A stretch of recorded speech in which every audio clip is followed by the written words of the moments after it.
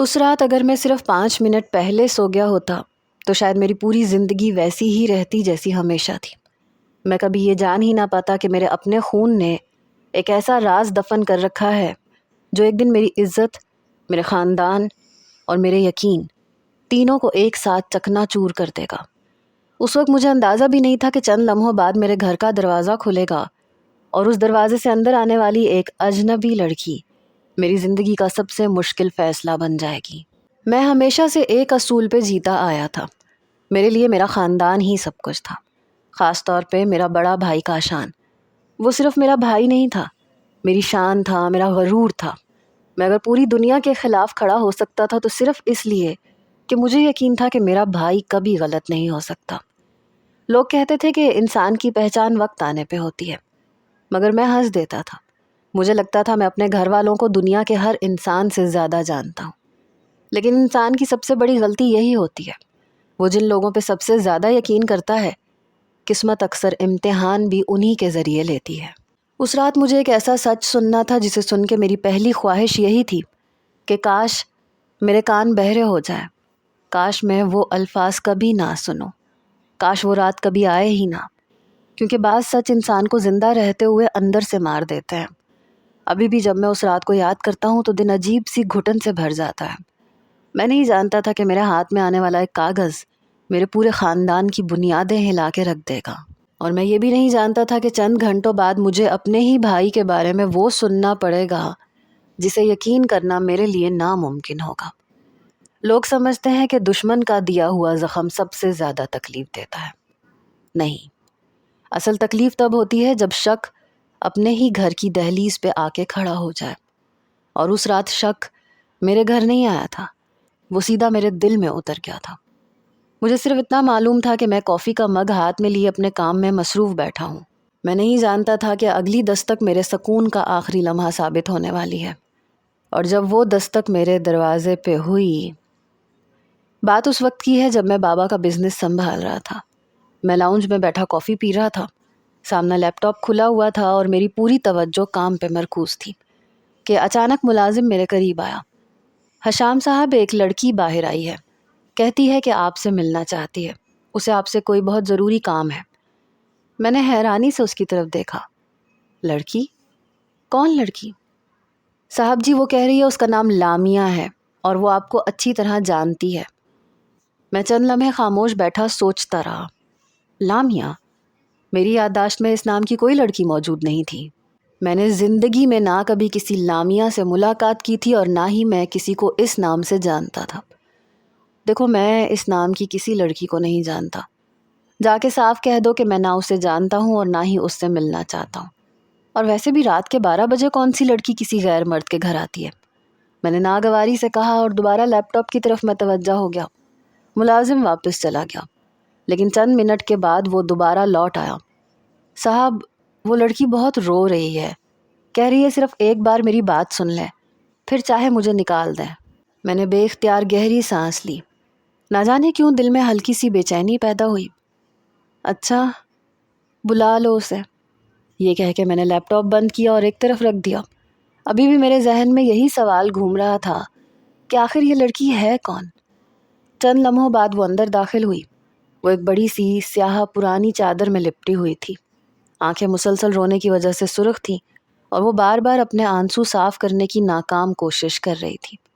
چہرہ نہایت خوبصورت تھا، مگر اس پہ ایسی بے بسی چھائی ہوئی تھی کہ دل چاہے بھی تو نظر انداز نہ کر سکے۔ میں نے سر سے پیر تک اسے دیکھا، لیکن اگلے ہی لمحے میری نظریں اس کے ابھرے ہوئے پیٹ پہ جا کے رک گئیں۔ وہ حاملہ تھی، بظاہر 7 یا 8 ماہ کا حمل لگ رہا تھا۔ میرے ماتھے پہ بل پڑ گیا۔ جی محترمہ، فرمائیے، آپ کون ہیں؟ کیونکہ جہاں تک مجھے یاد ہے میں نے آپ کو پہلے کبھی نہیں دیکھا اور نہ ہی میں آپ کو جانتا ہوں۔ اس نے نم آنکھوں سے میری طرف دیکھا۔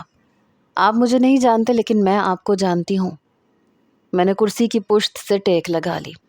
اچھا، تو بتائیے میں آپ کی کیا مدد کر سکتا ہوں؟ مجھے یقین تھا وہ شاید مالی مدد مانگنے کے لیے آئی ہے، اس کی حالت بھی یہی بتا رہی تھی۔ اس نے لرزتے ہاتھوں سے اپنے آنسو صاف کیے، جیسے خود کو مضبوط بنانے کی کوشش کر رہی ہو۔ پھر اس نے وہ جملہ کہا جس نے میرے وجود کو ساکت کر دیا۔ کاشان کی بیوی ہوں اور میرے وجود میں کاشان کا بچہ پرورش پا رہا ہے۔ میرے کانوں کو جیسے یقین ہی نہ آیا۔ کیا؟ میں بے اختیار کھڑا ہو گیا۔ کیا بکواس کر رہی ہو تم؟ میرا بھائی شادی شدہ ہے، اس کے 2 بچے ہیں۔ میری آواز غصے سے بلند ہو گئی۔ میرا بھائی ایسا نہیں ہو سکتا، میں اسے بچپن سے جانتا ہوں۔ وہ بھلا ایسا دھوکہ کیسے دے سکتا ہے کسی کو؟ میری بات سنتے ہی وہ پھوٹ پڑی۔ مجھے اس بات کا علم نہیں تھا، اس نے مجھ سے یہ حقیقت چھپائی تھی۔ وہ مسلسل روتے ہوئے بول رہی تھی۔ میں غریب گھرانے کی لڑکی ہوں، اس کے آفس میں کام کرتی تھی۔ محبت کا اظہار اس نے کیا تھا۔ میں نے تو بار بار یہی کہا کہ ہماری حیثیت میں زمین آسمان کا فرق ہے، لیکن وہ ہمیشہ کہتا تھا کہ اس کے نزدیک یہ فرق کوئی معنی نہیں رکھتا۔ میں خاموش کھڑا اسے دیکھتا رہا۔ میں جھوٹ نہیں بول رہی، اس نے میرے ساتھ نکاح کیا تھا، صرف 1 مہینہ میرے ساتھ گزارا، پھر مجھے ایک فلیٹ میں چھوڑ کے چلا گیا۔ چند دن کے بعد فلیٹ کے مالک نے مجھے یہ کہہ کے نکال دیا کہ کرایہ صرف 1 مہینے کا دیا گیا تھا۔ میں نے اسے ہر جگہ تلاش کیا، لیکن تب پتہ چلا کہ وہ اپنی بیوی اور بچوں کو لے کے دبئی جا چکا ہے اور شاید اب کبھی واپس نہ آئے۔ میرے دل میں پہلی بار ہلکی سی بے چینی جاگی، لیکن میں نے فوراً خود کو سنبھالا۔ یہ سب کہانیاں کسی اور کو سنانا، میں نے سخت لہجے میں کہا۔ وہ مسلسل بولتی گئی۔ مجھے اس کی شادی کا علم بہت بعد میں ہوا۔ میں نے اسے سینکڑوں کالیں کی، بے شمار پیغامات بھیجے، لیکن اس نے کبھی جواب نہیں دیا۔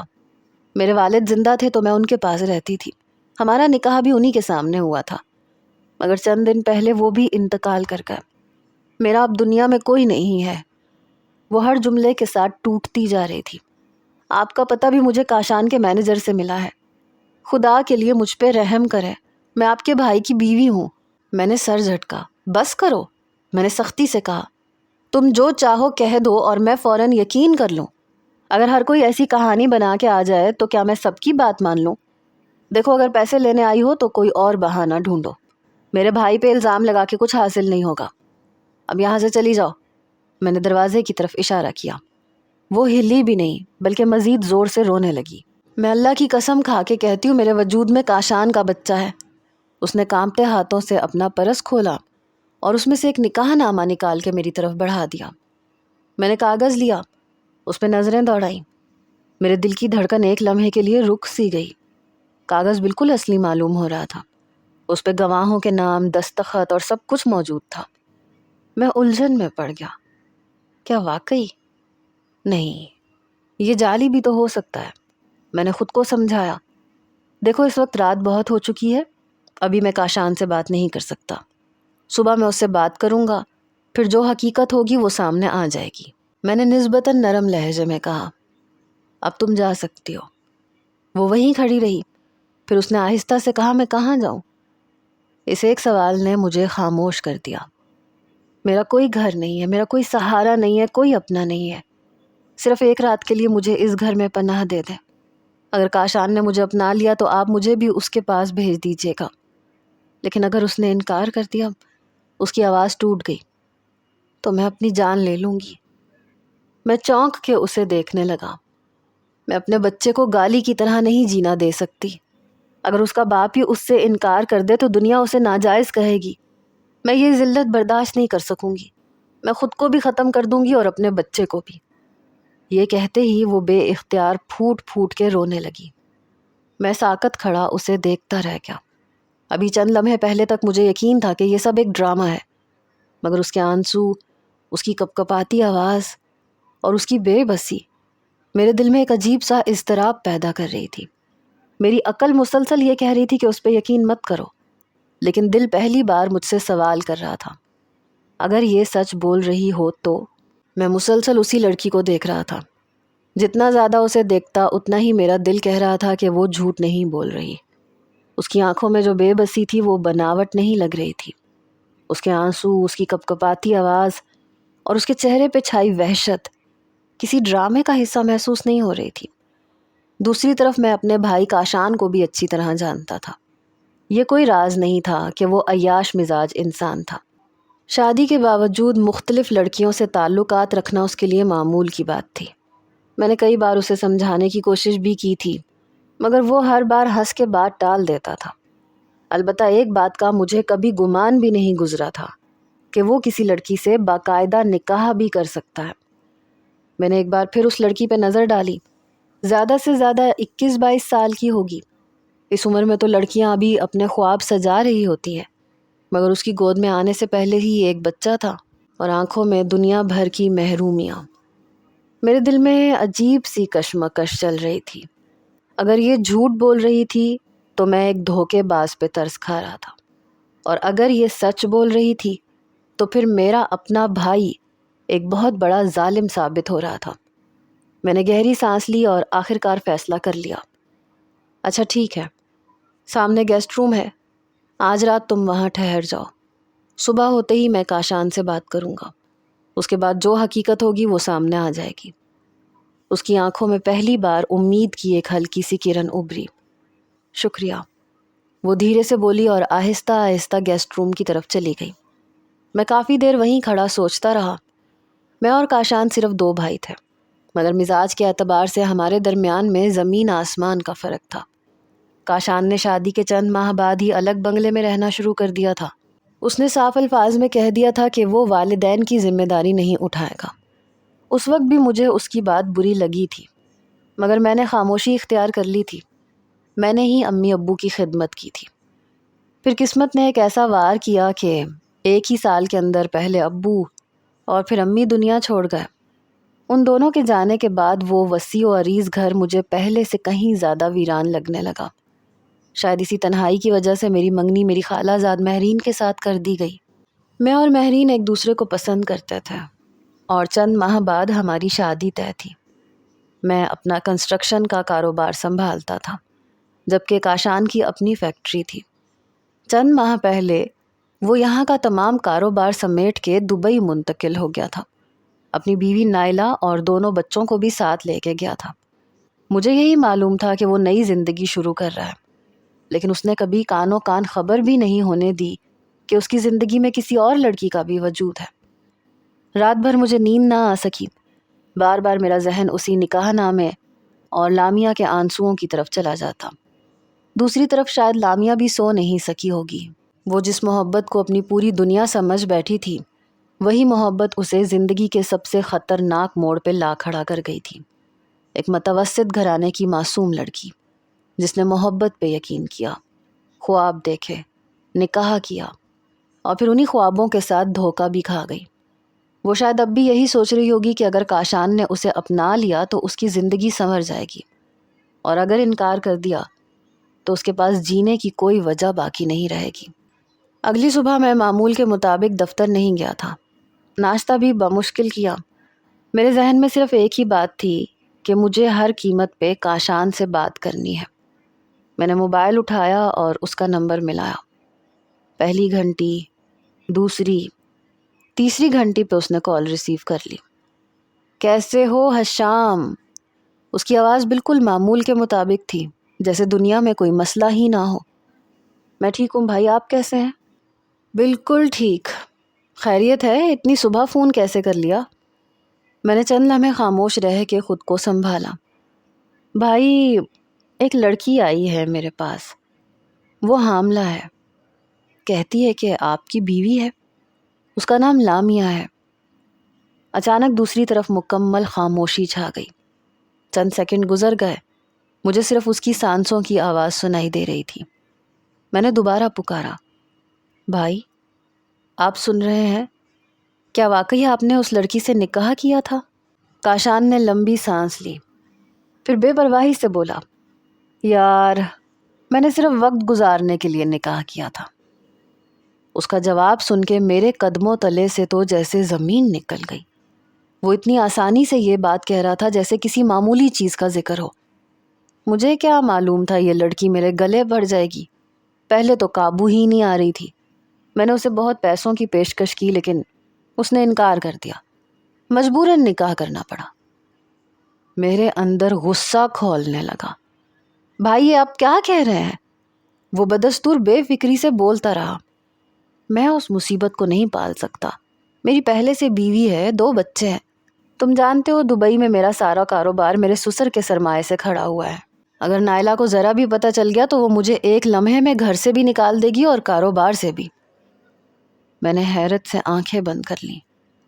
تو پھر آپ چاہتے کیا ہیں؟ بس اس لڑکی کو کسی طرح رفع دفع کر دو، اسے کہہ دو کہ میرا اس سے کوئی رابطہ نہیں ہوا۔ اس کی بے حسی میرے لیے ناقابل یقین تھی۔ بھائی وہ بے سہارا ہے، اس کے والد کا انتقال ہو چکا ہے۔ اگر آپ نے واقعی اس سے نکاح کیا ہے تو پھر اسے یوں اکیلا کیوں چھوڑ دیا؟ نکاح کیا ہی کیوں تھا؟ اچانک اس کا لہجہ سخت ہو گیا۔ اوہ شٹ اپ حشام، تمہیں جتنا کہا جا رہا ہے اتنا ہی کرو، یہ تمہارا مسئلہ نہیں ہے۔ میں نے دانت بھینچ لیے۔ وہ مزید بولا، اور ویسے بھی میں اسے طلاق دے چکا ہوں، میرا وکیل کاغذات بھیج چکا ہوگا۔ اگر اسے نہیں ملے تو یہ میری ذمہ داری نہیں ہے، میرے لیے وہ رشتہ ختم ہو چکا ہے۔ میرا خون کھول اٹھا۔ بھائی وہ آپ کے بچے کی ماں بننے والی ہے، میں نے غصے سے کہا۔ وہ ہنس پڑا۔ تو میں کیا کروں؟ بھاڑ میں جائے وہ اور بھاڑ میں جائے اس کا بچہ۔ میرے ہاتھ مٹھیوں کی شکل اختیار کر گئے۔ مجھے پہلی بار اپنے ہی بھائی سے نفرت محسوس ہوئی۔ میں کچھ کہنے ہی والا تھا کہ اس نے سرد لہجے میں آخری وار کیا۔ اور ایک بات کان کھول کے سن لو، اگر تم نے نائلہ کو اس معاملے کے بارے میں ایک لفظ بھی بتایا تو یاد رکھنا میں مہرین کو تمہارے خلاف کر دوں گا، تمہاری شادی کبھی نہیں ہونے دوں گا۔ اگر میرا گھر برباد ہوا تو تمہارا گھر بھی نہیں بسنے دوں گا۔ اس کی دھمکی میرے کانوں میں گونجتی رہی۔ اگلے ہی لمحے کال کٹ گئی۔ میں کئی لمحوں تک موبائل ہاتھ میں لیے ساکت کھڑا رہا۔ میرے سامنے دو راستے تھے، ایک طرف میرا اپنا بھائی تھا اور دوسری طرف ایک بے سہارا حاملہ لڑکی جو اپنے حق کے لیے میرے دروازے پہ کھڑی تھی۔ پہلی بار زندگی میں مجھے محسوس ہوا کہ کبھی کبھی خون کا رشتہ بھی انسان کو صحیح اور غلط میں فرق کرنے سے نہیں روک سکتا، اور شاید میری زندگی کا سب سے مشکل فیصلہ ابھی ہونا باقی تھا۔ کاشان سے بات ختم ہونے کے بعد میں کافی دیر تک موبائل ہاتھ میں لیے کھڑا رہا۔ مجھے اپنے ہی بھائی پہ بے حد افسوس ہو رہا تھا۔ میں نے کبھی سوچا بھی نہیں تھا کہ وہ ایک معصوم لڑکی اور اپنے ہونے والے بچے کے ساتھ اتنی بے رحمی کر سکتا ہے۔ گہری سانس لے کے میں کمرے سے باہر نکلا تو لاؤنج میں لامیا صوفے پہ بیٹھی آنسو بہا رہی تھی۔ مجھے دیکھتے ہی فوراً سے کھڑی ہو گئی۔ کیا کاشان سے آپ کی بات ہوئی؟ اس کی آنکھوں میں امید صاف نظر آ رہی تھی، مگر میرے پاس اسے دینے کے لیے صرف ایک تلخ حقیقت تھی۔ میں نے آہستہ سے کہا، جی بات ہوئی تھی، لیکن وہ آپ کو اپنانا نہیں چاہتا۔ اس کا کہنا ہے کہ وہ آپ کو پہلے ہی طلاق دے چکا ہے۔ اس نے وکیل کے ذریعے طلاق کے کاغذات بھی بھیجے تھے، شاید وہ آپ تک نہیں پہنچ سکے۔ میری بات ختم ہوتے ہی اس کے چہرے کا رنگ اڑ گیا۔ وہ ایک لمحے کو مجھے خالی نظروں سے دیکھتی رہی اور پھر اچانک لڑکھڑا کے واپس صوفے پہ گر گئی۔ لامیا، میں گھبرا کے اس کی طرف لپکا۔ میں نے اس کا چہرہ تھپ تھپایا۔ لامیا، ہوش کریں، کیا ہوا ہے آپ کو؟ مگر اس کی آنکھیں بند تھیں، وہ بالکل بے ہوش ہو چکی تھی۔ میری گھبراہٹ بڑھنے لگی۔ میں نے زور سے آواز دی، سکینہ بی بی، جلدی ادھر آئے۔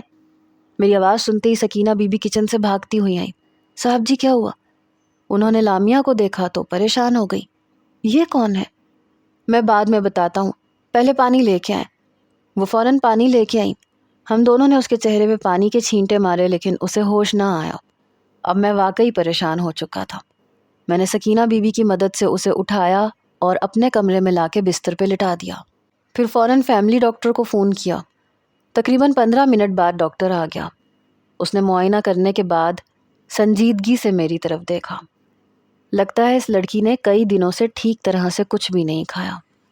اس کا بلڈ پریشر بہت زیادہ لو ہے، جسم بری طرح سے کمزور ہو چکا ہے۔ یہ کہہ کے اس نے فوراً انجیکشن لگایا اور ڈرپ چڑھا دی۔ پھر بولا یہ حاملہ بھی ہے، بچے کی حالت بھی زیادہ مضبوط نہیں لگ رہی، اسے ذہنی دباؤ سے بچائیں ورنہ بچے پہ بھی برا اثر پڑ سکتا ہے۔ وہ دوائیاں لکھ کے چلا گیا، جبکہ میں کمرے میں بے چینی سے چکر لگاتا رہا۔ تقریباً آدھے گھنٹے کے بعد لامیا کو ہوش آیا۔ اس نے جیسی آنکھیں کھولی اسے ساری بات یاد آ گئی۔ وہ زار و قطار رونے لگی۔ میں اس کے قریب جا کے بیٹھ گیا۔ دیکھیں، رونے سے مسئلہ حل نہیں ہوگا۔ اس نے روتے ہوئے میری طرف دیکھا۔ آپ کے بھائی نے میری زندگی برباد کر دی۔ انہیں کیا ملا یہ سب کر کے؟ میرے والد اسی صدمے میں دنیا سے چلے گئے۔ اب میں بھی خود کو ختم کر لوں گی۔ یاد رکھیے گا، آپ کے بھائی کا گھر بھی کبھی آباد نہیں ہوگا. میری بد دعائیں انہیں ضرور لگیں گی. میری موت کا ذمہ دار صرف آپ کا بھائی ہوگا. میں نے خاموشی سے اس کی بات سنی اور پھر آہستہ سے کہا، آپ کی بد دعاؤں سے بھی آپ کا رشتہ واپس نہیں جڑ سکتا، لیکن میں آپ کو اس حالت میں بے سہارا نہیں چھوڑ سکتا. جب تک آپ کا بچہ پیدا نہیں ہو جاتا آپ اس گھر میں رہ سکتی ہیں. البتہ میری منگیتر مہرین کا یہاں آنا جانا رہتا ہے، اس لیے میں اس کے سامنے آپ کا تعارف اپنے بھائی کی سابقہ بیوی کے طور پہ نہیں کروا سکتا. میں صرف اتنا کہوں گا کہ آپ میرے ایک دوست کی بیوی ہیں اور وہ بیرون ملک میں ہے. بچے کی پیدائش کے بعد میں آپ کے لیے ایک الگ فلیٹ کا بندوبست کر دوں گا اور آپ کے تمام اخراجات بھی اٹھاؤں گا. وہ حیرت سے مجھے دیکھنے لگی. آپ مجھ پہ اتنا بڑا احسان کیوں کر رہے ہیں؟ میں جواب دیتا اس سے پہلے ہی اس نے اپنے ہاتھ میں لگی ڈرپ زور سے کھینچ کے نکال دی. ارے یہ کیا کر رہی ہیں آپ؟ میں فوراً اس کے قریب گیا. مجھے نہیں جینا، پھر اس ڈرپ کا کیا فائدہ؟ وہ کھڑی ہونے لگی لیکن کمزوری کے باعث فوراً دوبارہ بستر پہ گر گئی. میں نے اسے سہارا دیا.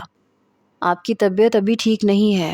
میں نے پھر آواز دی، سکینہ بی بی، بیگم صاحبہ کے لیے گرم دودھ لے کے آئے. وہ دودھ لینے چلی گئی. میں دوبارہ لامیا کی طرف متوجہ ہوا. دیکھیں فی الحال آپ یہاں محفوظ ہیں. میرے پاس اس وقت اس سے بہتر کوئی انتظام نہیں، لیکن میں وعدہ کرتا ہوں کہ آپ کو بے سہارا نہیں چھوڑوں گا. اس نے نم آنکھوں سے میری طرف دیکھا. جب آپ کا بھائی مجھے قبول نہیں کر رہا تو میں یہاں کیوں رہوں؟ میں نے دھیرے سے جواب دیا، اس لیے کہ ہر انسان ایک جیسا نہیں ہوتا. سکینہ بی بی دودھ لے آئی. میں نے گلاس اس کی طرف بڑھایا. پہلے یہ پی لیجئے، اور ایک بات ہمیشہ یاد رکھیے، موت چاہنے سے موت نہیں آتی. انسان جتنی سانسیں لے کے دنیا میں آتا ہے وہ پوری کیے بغیر واپس نہیں جاتا. اللہ تعالیٰ اپنے بندوں کو اتنی ہی آزمائش دیتا ہے جتنی وہ برداشت کر سکیں. ہو سکتا ہے آج آپ کو سب کچھ ختم ہوتا ہوا دکھائی دے رہا ہو، لیکن کل یہی زندگی آپ کو کوئی ایسا سہارا دے دے جس کا آپ آج تصور بھی نہیں کر سکتی. وہ میری ہر بات سن رہی تھی مگر اس کی آنکھوں میں امید کے بجائے صرف مایوسی تھی. کچھ لمحے خاموش رہنے کے بعد اس نے دھیرے سے کہا، میرا بچہ پیدا ہو جائے تو میں آپ کے آفس میں جاب کر لوں گی. مجھے مفت کی روٹیاں نہیں کھانی. میں اپنے بچے کو خود پال لوں گی، اور میری زندگی میں اب کسی دوسرے مرد کی کوئی گنجائش نہیں ہے. جب ایک مرد سے اتنا بڑا دھوکہ کھا لیا تو پھر مرد ذات پہ دوبارہ یقین کیوں کروں؟ اس کی بات سن کے میرے دل میں عجیب سا درد اٹھا.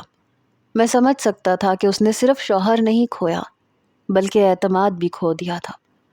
میں نے نرمی سے کہا، ٹھیک ہے، پہلے آپ سکون سے بچے کی پیدائش ہونے دیں. جب آپ کی طبیعت سنبھل جائے گی تو پھر میں آپ کو اپنے آفس میں نوکری دے دوں گا. میں اپنا وعدہ پورا کروں گا.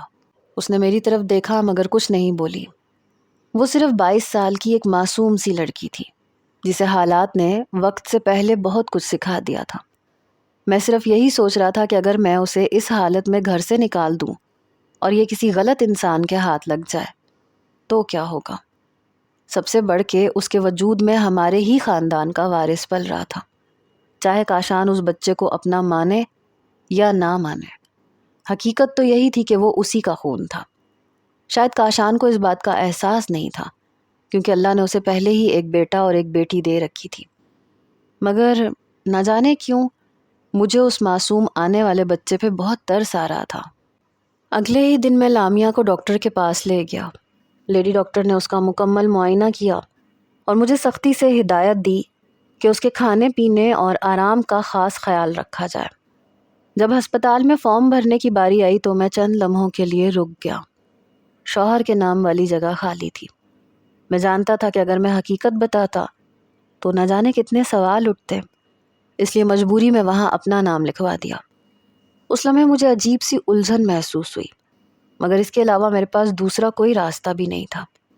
ڈاکٹر کی لکھی ہوئی تمام دوائیاں، وٹامنز، پھل اور ضروری چیزیں خرید کے میں گھر لے آیا. میں نے سب کچھ اس کے کمرے میں رکھ دیا اور سکینہ بی بی کو خاص تاکید کی، دیکھیں بیگم صاحبہ کے کھانے پینے میں کوئی کمی نہیں ہونی چاہیے. وقت پہ دودھ، پھل اور دوائیاں ضرور دیجیے گا. سکینہ بی بی نے اس بات میں سر ہلا دیا. شروع کے 3-4 دن لامیا زیادہ تر اپنے کمرے میں ہی رہی. وہ بہت کم باہر نکلتی تھی. پھر آہستہ آہستہ اس نے گھر کے چھوٹے موٹے کاموں میں ہاتھ بٹانا شروع کر دیا۔ شاید وہ خود کو مصروف رکھنا چاہتی تھی تاکہ ماضی کے زخم اسے کم ستائیں، یا شاید وہ مجھ پہ بوجھ نہیں بننا چاہتی تھی۔ دیکھتے ہی دیکھتے اس نے پورا کچن سنبھال لیا۔ سکینہ بی بی صرف اس کی مدد کرتی تھی، جبکہ زیادہ تر کھانا اب لامیا ہی بنانے لگی تھی۔ ایک دن میں حسب معمول رات کا کھانا کھانے بیٹھا۔ جیسی پہلا نوالا منہ میں ڈالا، بے اختیار میری نظریں پلیٹ پہ جم گئی۔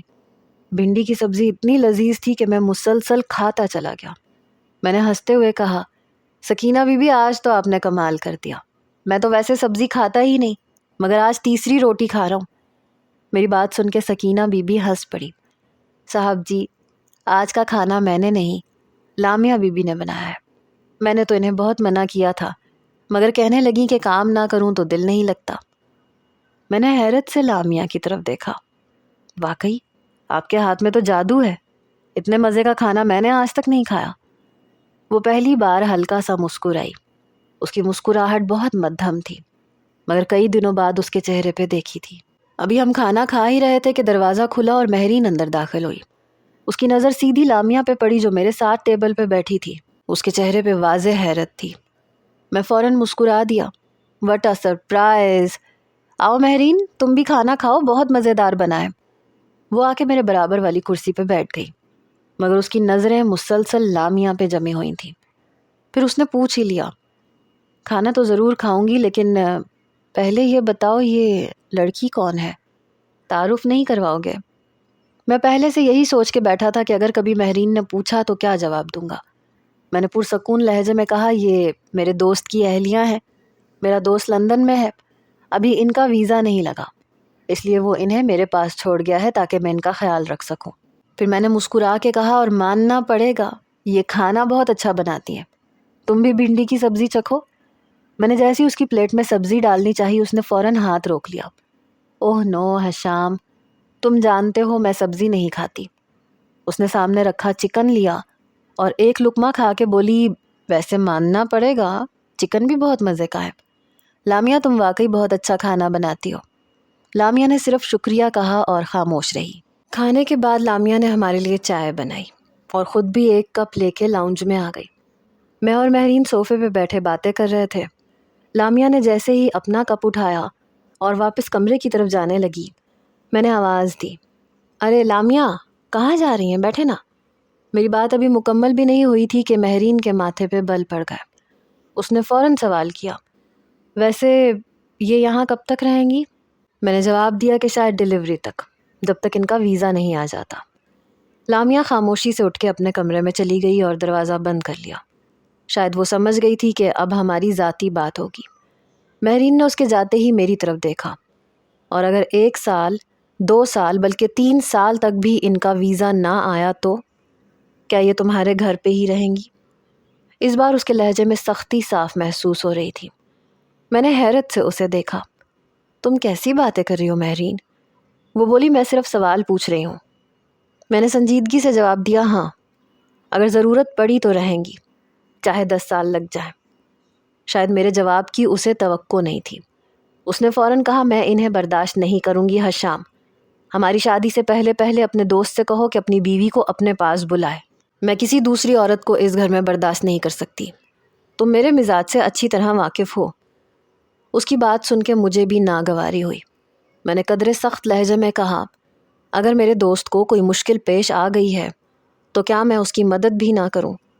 آخر تمہیں کس بات کا ڈر ہے؟ تمہاری جگہ میرے دل میں ہمیشہ وہی رہے گی جو آج ہے، لیکن مجھے بلا وجہ شک کرنے والی بیویاں بالکل پسند نہیں۔ تم میری زندگی میں آنے والی پہلی اور آخری لڑکی ہو۔ میری بات سن کے اس کے چہرے کے تاثرات کچھ نرم پڑ گئے۔ اس نے دھیرے سے میرا ہاتھ تھام لیا۔ میں جانتی ہوں کہ تم مجھ سے بہت محبت کرتے ہو۔ میں تمہاری محبت پہ شک نہیں کر رہی، بس میری عادت ہے کہ میں اپنے شریک حیات کو کسی کے ساتھ بانٹ نہیں سکتی۔ میں نے ہلکا سا مسکرا کے بات بدل دی۔ اچھا چھوڑو یہ سب، رات کافی ہو گئی ہے، چائے ختم کرو، میں تمہیں گھر چھوڑ دیتا ہوں، اور راستے میں تمہاری پسندیدہ آئس کریم بھی کھائیں گے۔ میری بات سنتے ہی اس کے چہرے پہ دوبارہ مسکراہٹ آ گئی اور گھر کا ماحول ایک بار پھر معمول پہ آنے لگا، مگر نہ جانے کیوں مجھے محسوس ہو رہا تھا کہ یہ سکون زیادہ دیر قائم نہیں رہنے والا۔ وقت گزرتا گیا اور دیکھتے ہی دیکھتے لامیا کے حمل کے 9 مہینے مکمل ہو گئے۔ میں پوری کوشش کرتا تھا کہ اسے کسی چیز کی کمی محسوس نہ ہو۔ اس کی دوائیاں، چیک اپ، کھانے پینے کا خیال، ہر چیز میری ذمہ داری بن چکی تھی۔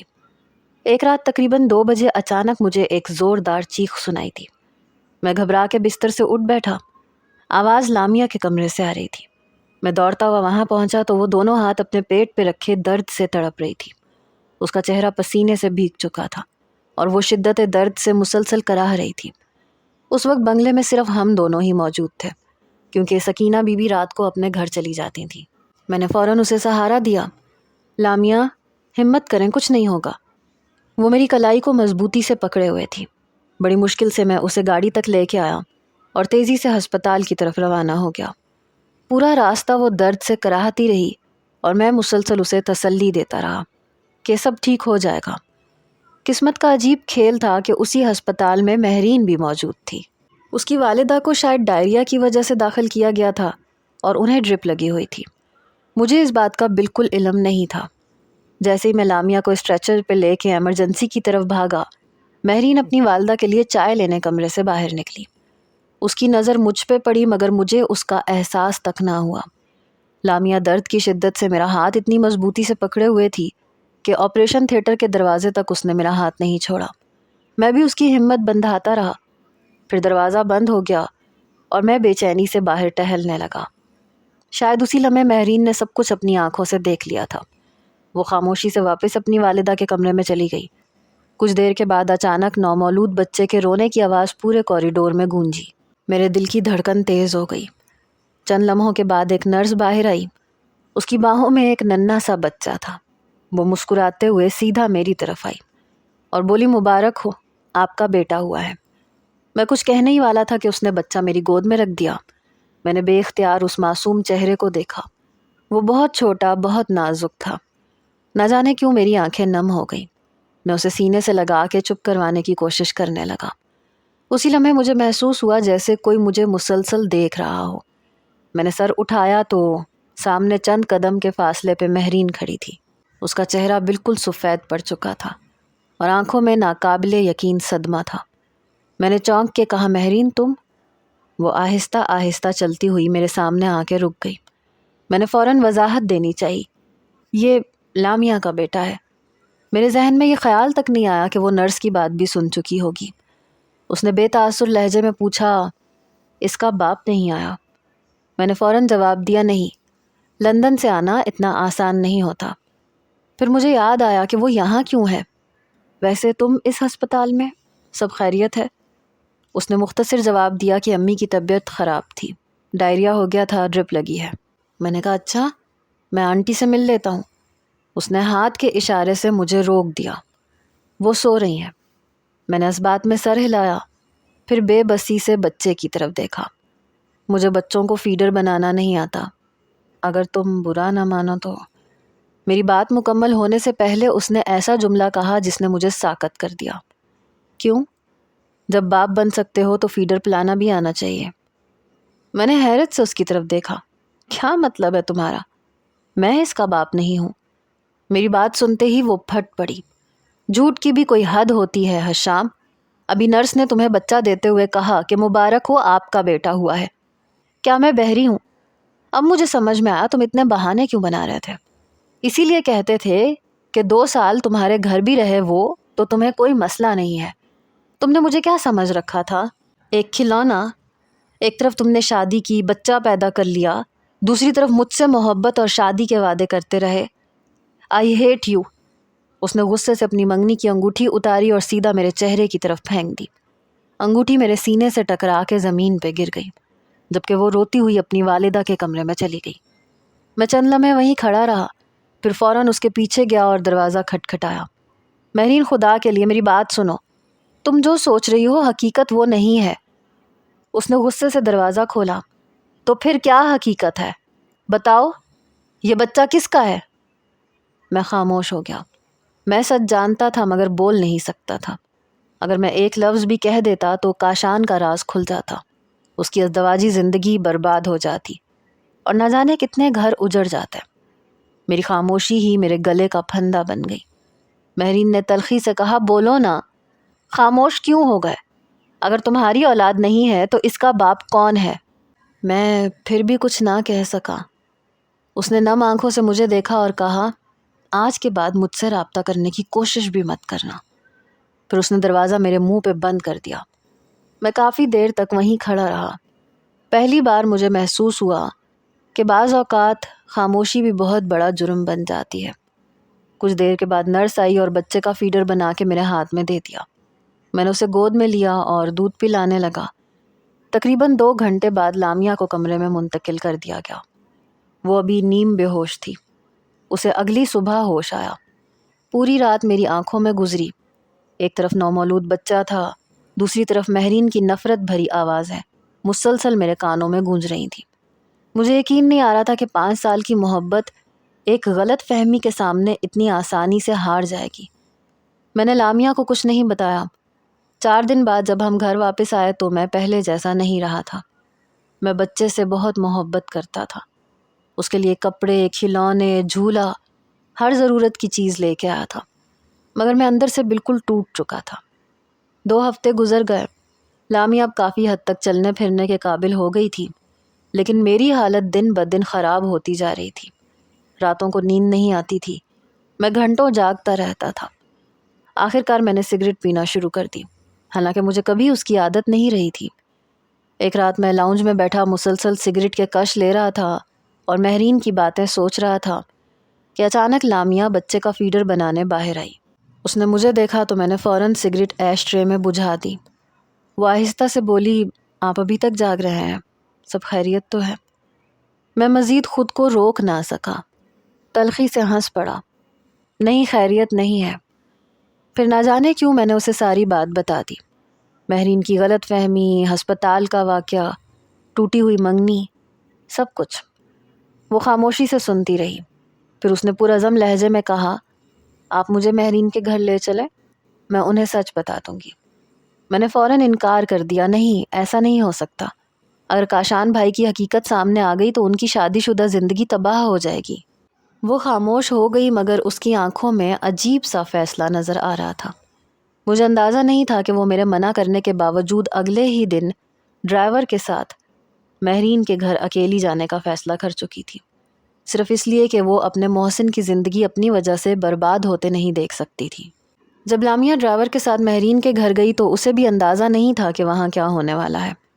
بعد میں جب وہ واپس آئی تو اس کی حالت دیکھ کے ہی مجھے احساس ہو گیا تھا کہ کچھ بہت برا ہوا ہے۔ میں اس وقت اسد کو گود میں لیے اسے چپ کروانے کی کوشش کر رہا تھا۔ وہ مسلسل روئے جا رہا تھا کیونکہ لامیا اسے گھر پہ چھوڑ گئی تھی۔ جیسے ہی لامیا اندر داخل ہوئی میں نے بے اختیار کہا، کہاں گئی تھی تم؟ تمہیں اندازہ ہے اسد کتنا رویا ہے؟ رو رو کے اس کا برا حال ہو گیا تھا، مگر وہ خاموش کھڑی رہی۔ میں نے دوبارہ پوچھا، میں تم سے کچھ پوچھ رہا ہوں، کہاں گئی تھی؟ اس نے سر اٹھایا تو اس کی آنکھیں آنسوؤں سے بھری ہوئی تھیں۔ اگلے ہی لمحے وہ پھوٹ پھوٹ کے رونے لگی۔ میری وجہ سے تمہاری زندگی برباد ہو گئی۔ میں مہرین کے پاس گئی تھی تاکہ اسے سچ بتا سکوں، لیکن جب وہاں پہنچی تو اس کا نکاح ہو رہا تھا۔ ایک لمحے کے لیے مجھے یوں محسوس ہوا جیسے وقت رک گیا ہو۔ میں نے خاموشی سے اس کی طرف دیکھا تو آخر مہرین نے واقعی کسی اور سے شادی کر لی تھی۔ میرے سینے میں ایک ٹیس ضرور اٹھی، مگر نہ جانے کیوں آنکھوں سے آنسو نہ نکلے۔ لامیا مسلسل روئے جا رہی تھی۔ میں خود کو کبھی معاف نہیں کر سکوں گی۔ میری وجہ سے تم اپنی محبت ہار گئے۔ میں نے اس کی طرف دیکھا، پھر اسد کو اس کی گود میں دیتے ہوئے نسبتاً سخت لہجے میں کہا، مہرین کوئی دنیا کی آخری لڑکی نہیں تھی کہ اس کے بغیر میں مر جاؤں گا۔ اتنا کہہ کے میں اپنے کمرے میں چلا گیا، دروازہ بند کر لیا۔ مگر اس رات میرے کمرے کی لائٹ صبح تک جلتی رہی۔ ایک کے بعد ایک سگریٹ سلگاتا رہا۔ دھواں کمرے میں بھر رہا تھا، مگر میرے اندر کی گھٹن کم نہیں ہو رہی تھی۔ شاید پہلی بار مجھے اپنی خاموشی کی قیمت سمجھ میں آ رہی تھی۔ چند دن گزرے تو میں نے خود کو کافی حد تک سنبھال لیا۔ ایک صبح میں لامیا کے کمرے میں گیا۔ وہ اسد کو گود میں لیے بیٹھی تھی۔ میں نے آہستہ سے کہا، مجھے تم سے ایک ضروری بات کرنی ہے۔ شاید پہلی بار میں نے اسے آپ کے بجائے تم کہا تھا۔ وہ میری طرف دیکھ کے دھیرے سے بولی، میں جانتی ہوں تم کیا کہنا چاہتے ہو۔ بے فکر رہو، میں یہاں سے چلی جاؤں گی۔ جب تک میں اس گھر میں ہوں تمہاری زندگی میں کوئی دوسری لڑکی نہیں آ سکتی۔ میری وجہ سے تمہاری محبت تم سے چھن گئی اور اس بات کا افسوس مجھے ہمیشہ رہے گا۔ میں نے اس کی بات درمیان میں ہی روک دی۔ میں اس بارے میں بات نہیں کرنا چاہتا، مجھے اسد کا برتھ سرٹیفکیٹ بنوانا ہے۔ اس نے اداس لہجے میں کہا، رہنے دو، بے نام باپ کے بچوں کے سرٹیفکیٹ نہیں بنتے۔ میں نے اس کی آنکھوں میں دیکھتے ہوئے کہا، اس کا باپ ہے۔ اس نے تلخ مسکراہٹ کے ساتھ جواب دیا، لیکن وہ باپ اپنے ہی بیٹے سے انکاری ہے۔ کاشان کبھی اپنا نام اسد کو نہیں دے گا۔ میں نے دھیرے سے کہا، ہاں لیکن میں دے سکتا ہوں۔ وہ چونک کے میری طرف دیکھنے لگی۔ تم ایسا کیوں کرو گے؟ میں نے گہری سانس لی، کیونکہ میں تمہیں سہارا دینا چاہتا ہوں۔ میرے بھائی نے جو کیا وہ اس کے اعمال ہے۔ مہرین میری زندگی سے جا چکی ہے اور میں تمہیں بے سہارا نہیں چھوڑ سکتا، اس لیے میں چاہتا ہوں کہ تم مجھ سے نکاح کر لو۔ میں تمہیں عزت بھی دوں گا، تحفظ بھی، اور اسد کو اپنا نام بھی۔ میری بات پوری ہونے سے پہلے اس نے نفی میں سر ہلا دیا۔ نہیں، میں تم سے نکاح نہیں کر سکتی۔ میں بہت بدقسمت لڑکی ہوں۔ پہلی میری وجہ سے تم اپنی محبت کھو چکے ہو۔ تم بہت اچھی لڑکی کے مستحق ہو۔ میں نے آگے بڑھ کے اس کے دونوں ہاتھ اپنے ہاتھوں میں لیے۔ اس کے ہاتھ ہمیشہ کی طرح ٹھنڈے تھے۔ میں نے نرمی سے کہا، وہ اچھی لڑکی تم ہی ہو لامیا۔ تم میرے لیے آنسو بہاتی ہو، میرا خیال رکھتی ہو، اسد کی ماں ہو، اور سچ کہوں تو مجھے اسد کی عادت ہو چکی ہے۔ اب نہ میں تمہارے بغیر رہ سکتا ہوں اور نہ اس کے بغیر۔ پلیز مجھے انکار مت کرو۔ وہ خاموشی سے مجھے دیکھتی رہی، پھر دھیرے سے بولی، اگر کل کو کاشان کو پتہ چل گیا تو؟ میں نے مسکرا کے جواب دیا، تم اس کی فکر نہ کرو۔ شاید اس کے لیے اس سے بڑی کوئی سزا نہیں ہوگی کہ وہ اپنے ہی بیٹے کو کبھی اپنا بیٹا کہہ کے نہ پکار سکے۔ وہ اسے میرے بیٹے کے نام سے بڑا ہوتا دیکھے گا۔ یہی اس کے کیے کی سزا ہوگی۔ بس تم میرا ساتھ دینے کا وعدہ کر لو۔ اس کی آنکھیں پھر نم ہو گئی، مگر اس بار ان آنسوؤں میں امید بھی تھی۔ آخرکار اس نے خاموشی سے نکاح کے لیے حامی بھر لی۔ اگلے جمعے ہم نے نہایت سادگی سے نکاح کر لیا۔ کوئی شور شرابہ نہیں، کوئی بڑی تقریب نہیں، صرف چند گواہ اور اللہ کا نام۔ رات کو جب میں کمرے میں داخل ہوا تو اسد گہری نیند سو رہا تھا، جبکہ لامیا بے حد گھبرائی ہوئی بیٹھی تھی۔ جیسے ہی میں اس کے قریب بیٹھا، وہ گھبرا کے تھوڑا سا پیچھے ہٹ گئی۔ میں اس کی جھجک سمجھ گیا تھا۔ میں نے مسکرا کے کہا، ریلیکس، اگر تم ذہنی طور پہ تیار نہیں ہو تو کوئی بات نہیں ہے، ہم اچھے دوستوں کی طرح بھی تو رہ سکتے ہیں۔ میں نے اس کا ہاتھ پکڑا اور آہستہ سے اپنے دونوں ہاتھوں میں لے لیا۔ جس دن تمہیں مجھ پہ مکمل بھروسہ ہو جائے گا، اسی دن ہمارا رشتہ بھی مکمل ہو جائے گا۔ میں کبھی تم پہ کوئی دباؤ نہیں ڈالوں گا۔ اس نے میری طرف دیکھا تو اس کی آنکھوں میں پہلی بار خوف کے بجائے اعتماد دکھائی دیا۔ اسے مجھ پہ بھروسہ کرنے میں زیادہ وقت نہیں لگا۔ وقت گزرتا گیا اور دیکھتے ہی دیکھتے اسد 3 سال کا ہو گیا۔ ایک دن اچانک کاشان اور نائلہ اپنے بچوں کے ساتھ پاکستان آئے۔ وہ صرف چھٹیاں گزارنے آئے تھے۔ جیسے ہی انہوں نے مجھے لامیا کے ساتھ دیکھا، کاشان کے چہرے کا رنگ بدل گیا۔ لامیا فوراً آ کے میرے ساتھ کھڑی ہو گئی، جبکہ میں نے اسد کو گود میں اٹھا لیا۔ نائلہ حیرت سے بولی، حشام یہ کون ہے؟ میں نے مسکرا کے جواب دیا، یہ میری بیوی ہے۔ وہ حیران رہ گئی، تم نے شادی کر لی اور بتایا تک نہیں؟ اور تم تو مہرین سے شادی کرنے والے تھے۔ میں نے سکون سے کہا، ہاں، لیکن لامیا میری زندگی میں اچانک سے آ گئی۔ شاید قسمت میں یہی لکھا تھا، اور آج میں خود کو خوش قسمت سمجھتا ہوں کہ یہ میری بیوی ہے۔ میری بات سن کے کاشان کے ماتھے پہ پسینہ آ گیا۔ شاید اسے ہر لمحے یہی ڈر تھا کہ کہیں سچ نائلہ کے سامنے نہ آ جائے۔ کچھ دیر کے بعد اسے موقع ملا تو وہ مجھے ایک طرف لے گیا۔ غصے سے بولا، کیا ضرورت تھی اس 2 ٹکے کی لڑکی کو اپنی بیوی بنانے کی؟ میری برداشت ختم ہو گئی۔ میں نے اس کی آنکھوں میں دیکھتے ہوئے کہا، وہی 2 ٹکے کی لڑکی ہے جس سے تم نے نکاح کیا تھا، اور اسد تمہارا بیٹا ہے۔ اس کے چہرے کا رنگ اڑ گیا۔ میں نے بات جاری رکھی، تم کیا چاہتے تھے؟ میں تمہاری اولاد کو در بدر کی ٹھوکریں کھانے کے لیے چھوڑ دیتا؟ میرے باپ کی اولاد یتیموں کی طرح جینے کے لیے پیدا نہیں ہوئی، اس لیے میں نے لامیا کو بھی اپنا لیا اور اس کے بیٹے کو بھی۔ اور یقین مانو، لامیا سے بہتر بیوی شاید مجھے کبھی مل ہی نہیں سکتی۔ بدقسمت ہو تم۔ جس نے ایک وفادار عورت کو صرف اپنی خواہشات پوری کرنے کا ذریعہ سمجھا۔ اس کے پاس میرے سوالوں کا کوئی جواب نہیں تھا۔ انہی دنوں میں نے ایک اور حقیقت دیکھی۔ نائلہ ہر بات پہ کاشان کو ذلیل کرتی تھی۔ کبھی کہتی کہ تم میرے باپ کے پیسوں پہ پل رہے ہو، کبھی سب کے سامنے اس کی بے عزتی کر دیتی۔ کاشان خاموش کھڑا سب سنتا رہتا، اس کی اپنی کوئی عزت نہیں بچی تھی۔ میں یہ سب دیکھ کے دل ہی دل میں اللہ کا شکر ادا کرتا تھا۔ اس نے لامیا کو ایک ظالم انسان سے نجات دے دی اور مجھے ایک ایسی شریک حیات عطا کی جس نے میرے گھر کو سکون سے بھر دیا۔ شاید دنیا کی سب سے بڑی عدالت انسان کا اپنا ضمیر ہوتا ہے، اور کاشان ہر روز اسی عدالت میں اپنے جرم کی سزا کاٹ رہا تھا۔